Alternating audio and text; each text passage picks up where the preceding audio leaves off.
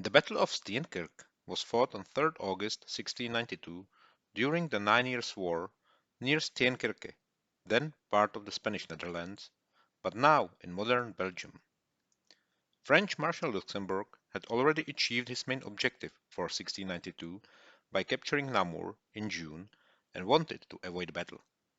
He therefore adopted a strong defensive position facing northwest, with his right anchored on the Seine at Steenkirk and his left near Enghien, assuming the Allies would not dare to attack it. This approach conformed with then accepted tactical wisdom, with battles considered too risky and unpredictable, unless there was a clear chance of defeating the enemy. William of Orange had replaced Waldeck as commander of the allied army, which was encamped about Halle. He would probably have done as Luxembourg expected, and not risked an attack had he not seen an opportunity to take the French by surprise. Accordingly, before dawn on 3rd August, he ordered his troops to move against the French right. William had prepared the attack thoroughly. 300 carefully chosen cavalry and dragoons took up positions a short distance from the French army camp. The French paid no attention to them, as they assumed these were covering troops for Allied foragers. In reality, however, they served to enable 800 pioneers equipped with axes and shovels to widen forest paths, fill ditches, and make passages in hedges unnoticed. Once the pioneers had finished their work, Lieutenant General Württemberg was to take possession of Steenkerke with a vanguard of 5,000 to 6,000 Dutch, English, Danish, and German infantrymen and artillery of 6 low 3-pounders and 10 regimental pieces. After the French were driven out, he would have to hold out there until the rest of the army arrived.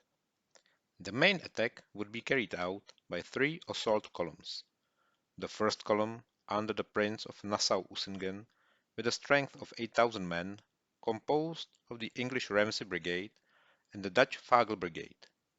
The second column, commanded by the Frisian stadtholder Henry Casimir II, with a strength of 6 to 7,000 men, composed of the Dutch brigades of Salish and Le Ecluse.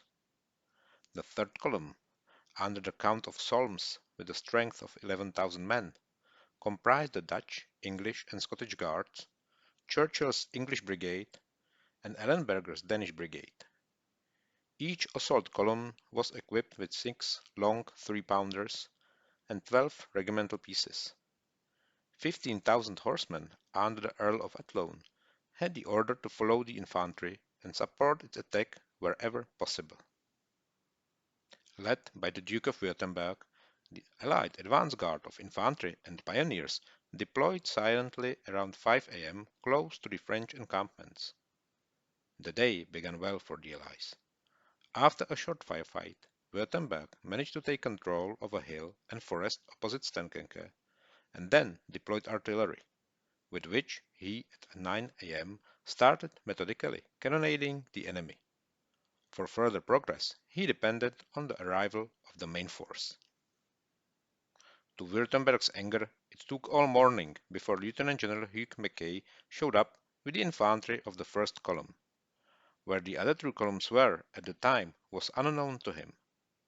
Whether through bad luck or mismanagement, the cavalry, which had been supposed to follow the infantry, had deployed in front of the infantry, behind Mackay and Württemberg, thus preventing the infantry of the columns under Henry Casimir and Solms from reaching the front line. De Montal, the extremely experienced commander of the French vanguard, meanwhile hurriedly formed up his troops.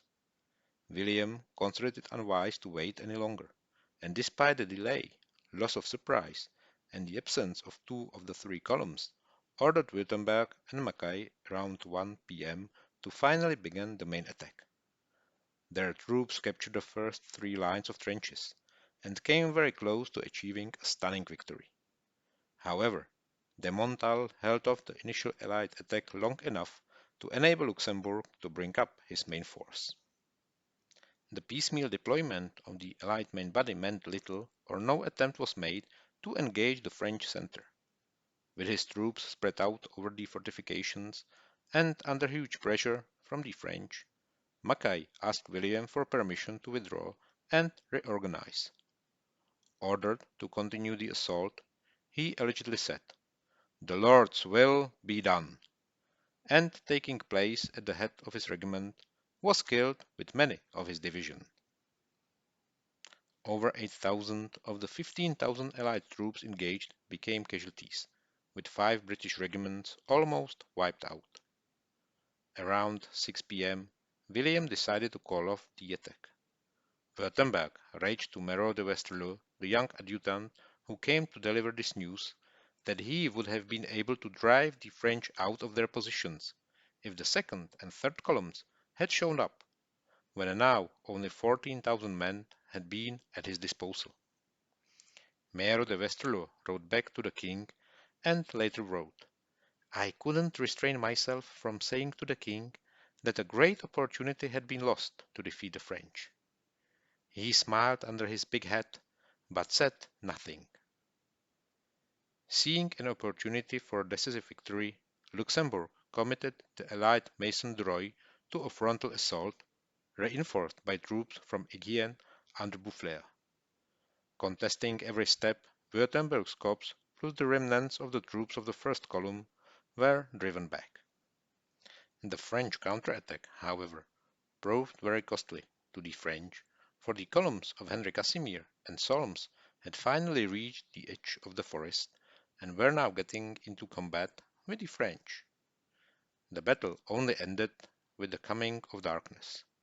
William then ordered his troops to fall back on their original positions around Halle, covered by a rear guard under Hendrik van Nassau-Overkelk.